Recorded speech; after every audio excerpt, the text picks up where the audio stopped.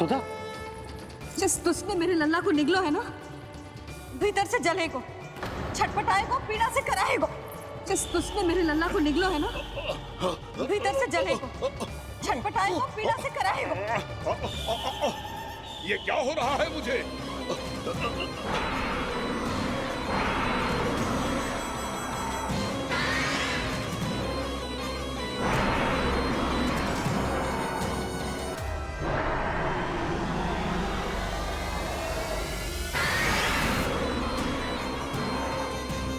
मुझे ऐसा क्यों लग रहा है जैसे भीतर से जल रहा हूं मैं? ये क्या हो रहा है मुझे?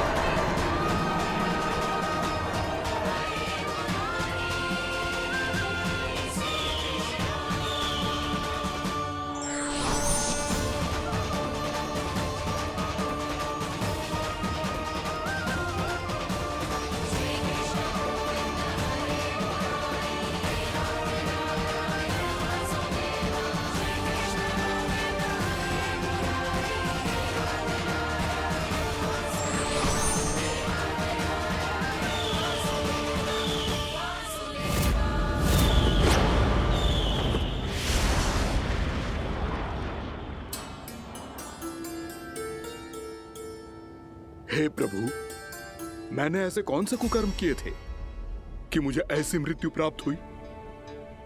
और ऐसे कौन से सुकर्म किए थे कि आपके हाथों से मुझे मोक्ष प्राप्त हुआ है प्रभु? में स्मरण करो, हे जरीफ की पुत्र वक्कासुर। स्मरण करो, कैसे अपने पिता की तरह अभिमान से भरे हुए थे तुम। स्मरण करो, कैसे हमें पराजित करने के लिए पूरी सृष्टि को संकट में डाल दिया था तुमने, और हमें विवश होकर पराजय स्वीकार करनी पड़ी थी। स्मरण करो, कैसे तुमने देवराज इंद्र का छत्र चुरा लिया था। पर यह सब भी पर्याप्त नहीं था वक्कासुर। तुम्हारे पापों का घड़ा तब भरा था जब तुमने देवी गंगा के जल में साधना करते हुए जजाली मुनि की तपस्या में व्यवधान डाला था।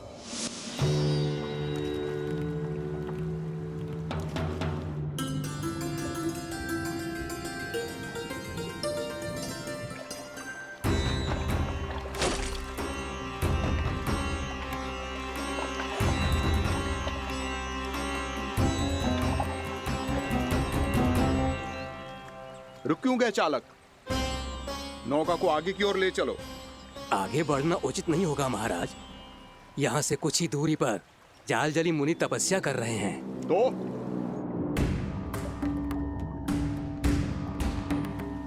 मेरे मत्स्य आखेट के क्षेत्र में इसने तपस्या करने की भूल की है। मेरे ही राज्य में मेरा कोई क्षेत्र मेरे लिए वर्जित हो, यह मुझे स्वीकार नहीं है। आपने पर्याप्त मत्स्य आखेट कर लिया है महाराज।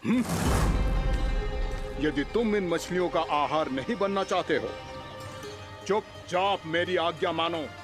क्षमा, क्षमा महाराज।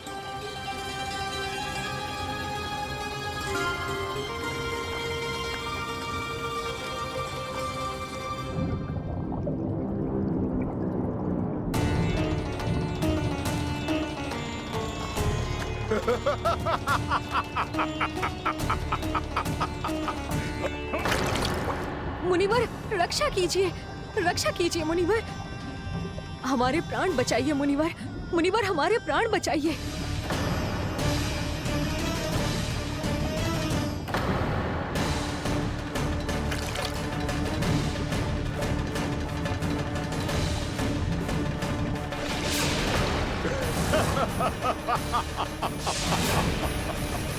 ठहर जाओ असुरराज।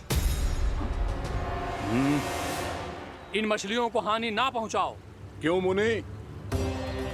अब मछलियां पकड़ने के लिए मुझे तुमसे आज्ञा लेनी पड़ेगी। तुमने तपस्या करने से पहले किससे आज्ञा ली थी? मां गंगा से, इस जल में रहने वाली सभी मछलियों से। इस उपकार के बदले इन सभी मछलियों को रक्षा करने का वचन दिया था। इसीलिए असुरराज, मैं शांति से कह रहा हूं, इस स्थान को अशुद्ध ना करो। चुपचाप यहां से चले जाओ, नहीं तो इसका परिणाम अच्छा नहीं होगा।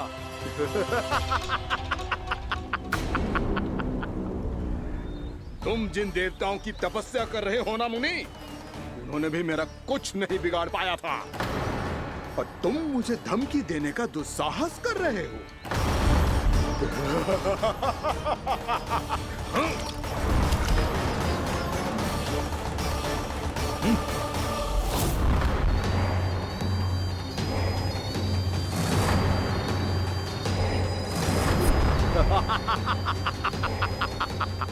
मूर्ख, विचारों से तो तू राक्षस है ही, और स्वभाव से उस बगुले की तरह है जो भूख ना होने पर भी उन निर्दोष मछलियों को आहार बनाता रहता है।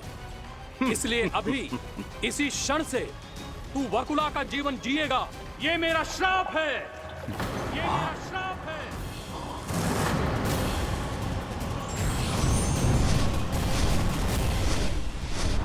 श्राप पाने के बाद तुम्हें आभास हुआ कि तुमने कितना बड़ा अपराध किया था, और तब तुम जजाली मुनि से क्षमा याचना करने लगे। तुम्हारे अपराध बोध को जानकर मुनि श्रेष्ठ शांत हुए और उन्होंने तुम्हें वरदान दिया। श्राप से मुक्ति का एक ही मार्ग होता है असुर, पश्चाताप। तुम्हें अपने भूल का पश्चाताप है, इसीलिए मैं तुम्हें वरदान देता हूं।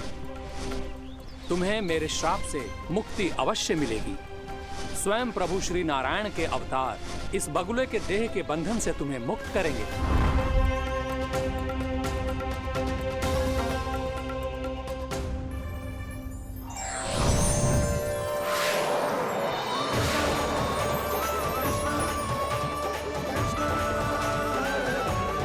प्रणाम स्वीकार करें प्रभु।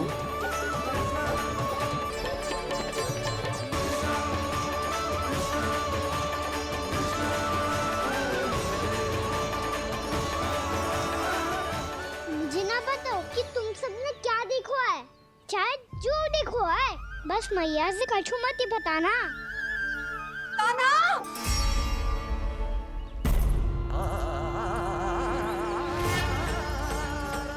कान्हा! मेरा लल्ला!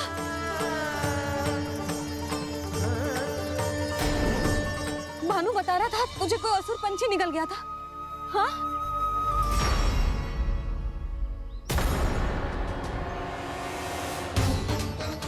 हे नारायण, ये क्या है?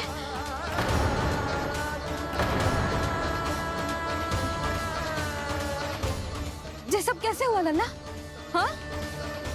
कोई बताएगा मुझे ये क्या है?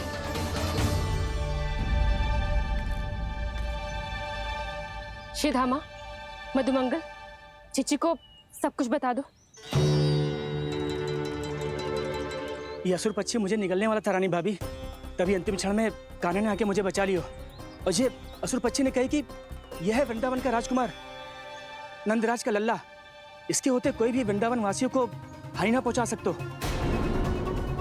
रानी भाभी, कान्हा ने अपने प्राणों की चिंता ना करी और इस क्रूर राक्षस से भिड़ गयो।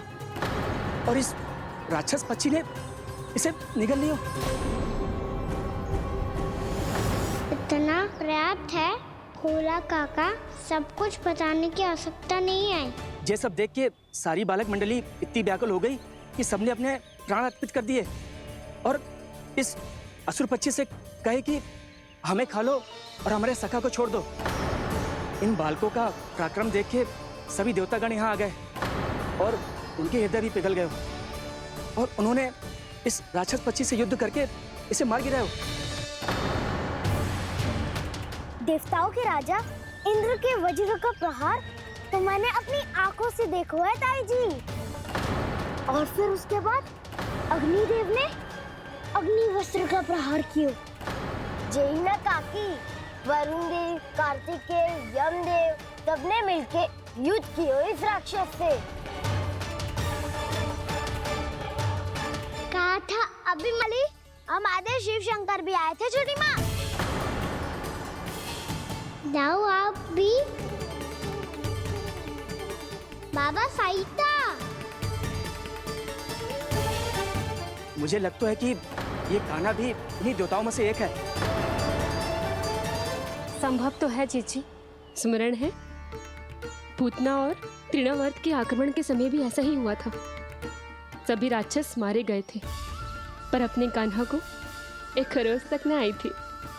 हाँ जीजी, मुझे लगता था कि श्री नारायण की विशेष कृपा है हमारे कान्हा पे, पर अब तो देख के लग रहा है कि हमारा कान्हा ही स्वयं श्री नारायण है। या फिर उनका अवतार है ये। अरे बस करो तुम सब, ऐसा कछु ना है। अरे जितनी बात सुनी है उससे तो यही लग रहा है कि कान्हा देवताओं और असुरों की युद्ध के बीच में फंस गया था। उसका इस सब से कोई लेना देना ना है। तो फिर इसके तन पे एक भी खरोच क्यों ना आया नंदराज? हाँ,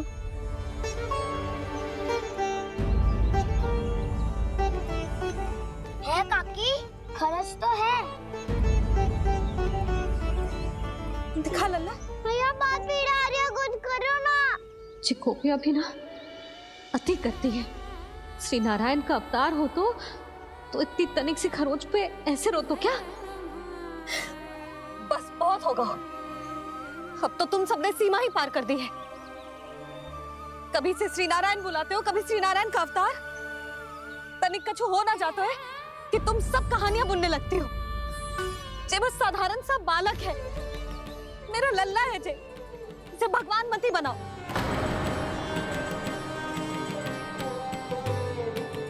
और तू, क्या आवश्यकता थी तुझे यहाँ आने की? हाँ, वो भी मुझे बिना बताए। मेरे से छल करके आयो है तू। अब तू घर चल, ऐसा दंड दूंगी ना कि मैया बहुत पीड़ा हो रही है। मैया बहुत पीड़ा हो रही है मैया। हाँ नन्ना, तू घर चल, मैं तुझे औषधि लगा दूंगी। हल्दी का लेप लगाऊंगी ना, झट से ठीक हो जाएगा। चल चल।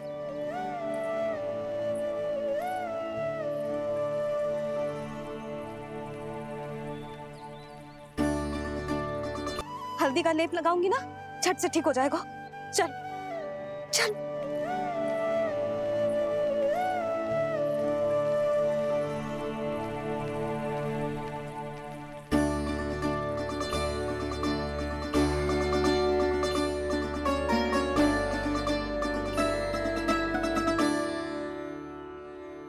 बस लल्ला बस, रो मती। चल चल चल, आजा। अभी औषधि लगाऊंगी ना, तेरी सारी पीड़ा लुप्त हो जाएगी। आजा आजा, बैठ जा लल्ला। अभी आई मैं। हाँ,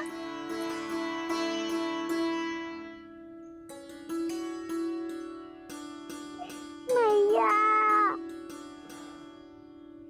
अरे तो अभी तक रो है? क्या कह रही थी सारी गोपियां? बता। के मेरा लल्ला श्री नारायण का अवतार है, दिव्य है, भगवान है। और जो भगवान इतनी छोटी सी चोट पे रोते हैं क्या? इतनी तो लगी भी ना है तुझे जितना तो तू आ ऊ कर रहा है।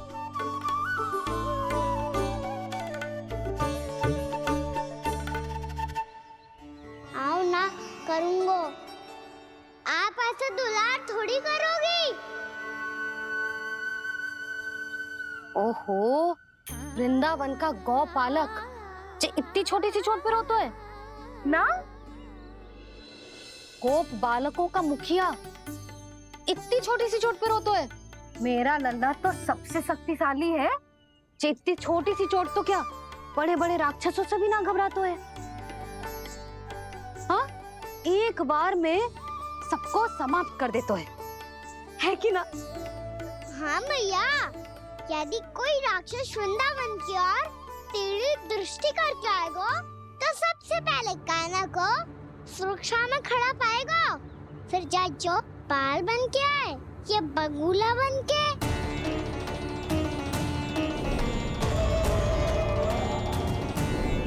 ना लल्ला, सोचो भी मती, वृंदावन की सुरक्षा करना तेरा दायित्व ना है।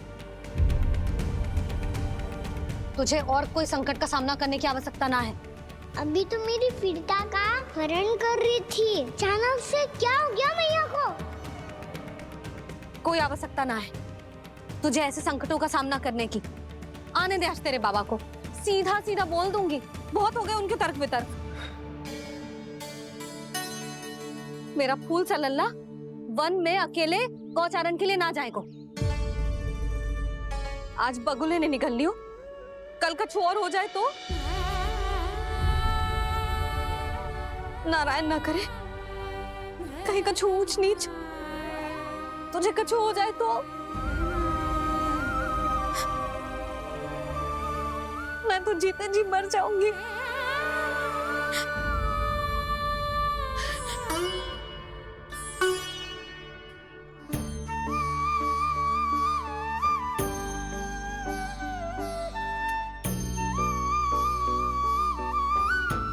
वीर लल्ला की वीर मैया इतनी से बात तो रोती है क्या?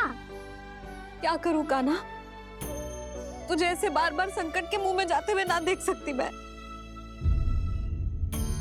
तो फिर मैया मैं वचन देता हूँ, आज के बाद मैं गौचारण के लिए तभी जाऊंगा जब आप आज्ञा दोगी। पक्का? छल ना करेगा ना मेरे साथ? मैंने कब छल करो मैया? अच्छा ठीक है, ना करूँ छल। यदि आपसे पूछे बिना बाहर निकलो तो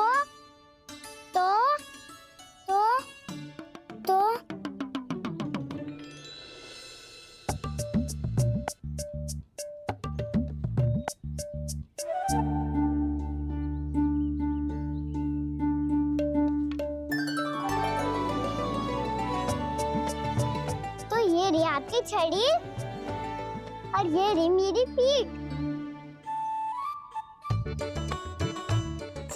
देना तापर तोड़। ठीक है, जब तूने अपना दंड निर्धारित कर ही लियो है तो सोच ले, अब अगर तूने मेरी बात ना मानी तो तोड़ तोड़ छड़ी पड़ेगी, समझ आई?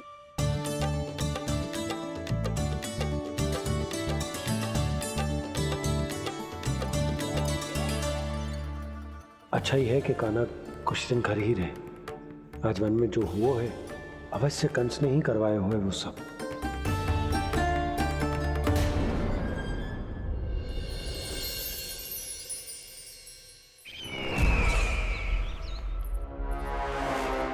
आपका ये धनुष तो सबसे अधिक शक्तिशाली था महाराज, ये कैसे टूट गया? कहीं ये बकासुर की पराजय का संकेत तो?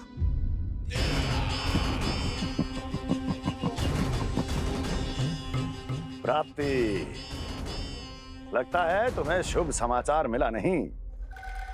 उस बकासुर ने उस विष्णु अवतार को जीवित ही निगल लिया है। अरे अब तक तो उस नन्हे से बालक को पचा भी चुका होगा वो। उसके तन में रक्त बनकर वो विष्णु अवतार और उसकी शक्तियां दौड़ रही होंगी। क्षमा कीजिए महाराज। क्षमा कीजिए, इस अशुभ से मुख से शुभ समाचार आने दो। माथे के बल को ढीला करो, चेहरे पर मुस्कान लाओ और कहो, महाराज, वृंदावन में मातम फैल चुका है। मैं ऐसा ही करता महाराज, यदि सूचना सत्य होती तो।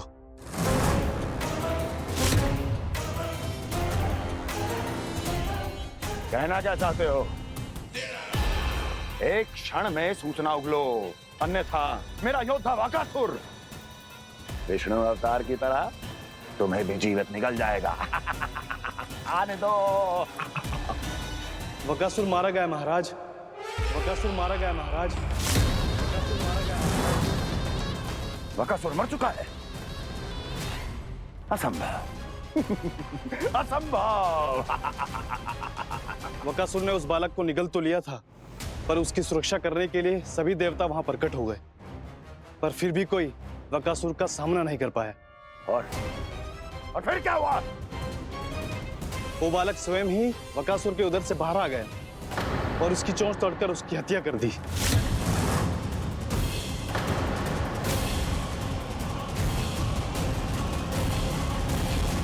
वन में बकासुर की चोंच टूट गई और यहाँ आपका ये धनुष।